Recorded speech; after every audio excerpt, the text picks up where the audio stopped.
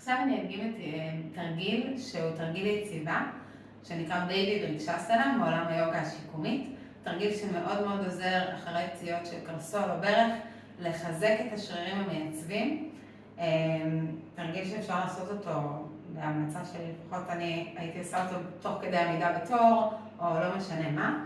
מה שאנחנו נעשה זה נשתדל לפחות במחשבה לפרוס את האצבעות של כפות הרגליים, ולהרים את השלוש האמצעיות, אבל זה לא חובה, אפילו גם אם נעשה זאת במחשבה זה מספיק טוב.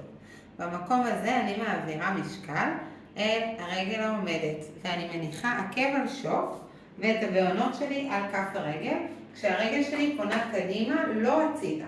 כל הגוף שלי פונה קדימה.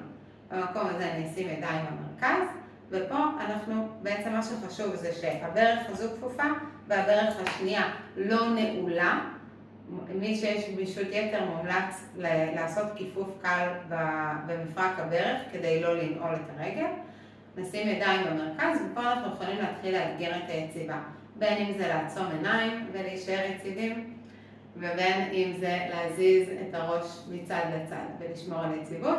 למי שממש רוצה לאתגר את עצמו, אפשר לעשות את שניהם ביחד.